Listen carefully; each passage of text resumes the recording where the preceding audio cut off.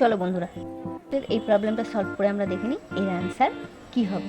এটা কীভাবে এই প্রবলেমগুলো কীভাবে সলভ করতে হয় সেটা আমরা একবার জেনে নিই।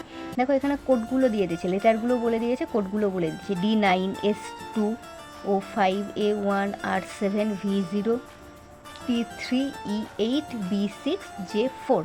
তাহলে কী করতে হবে, এই কোডগুলোই আমাকে ফলো করতে হবে, আমরা যেগুলো জানি সেগুলো নয়, এই কোডগুলো ফলো করে কী করতে হবে, আমাকে এই প্রবলেমটা সলভ করতে হবে। এই প্রবলেমটা আমরা কী করে সলভ করব সেটা আমরা চলো দেখে নিই।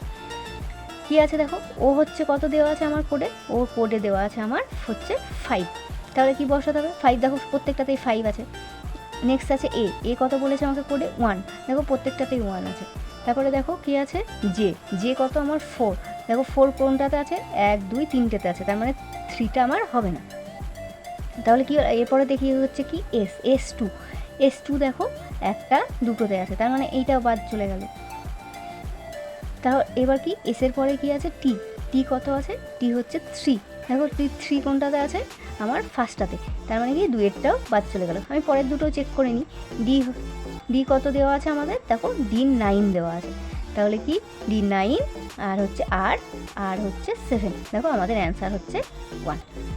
তাহলে বন্ধুরা সেম কোড দিয়ে ফলো করে তোমরা এই প্রবলেমটা সলভ করে বলো তো এর অ্যান্সার কী হবে, তোমরা কমেন্ট করে আমাকে জানাবে।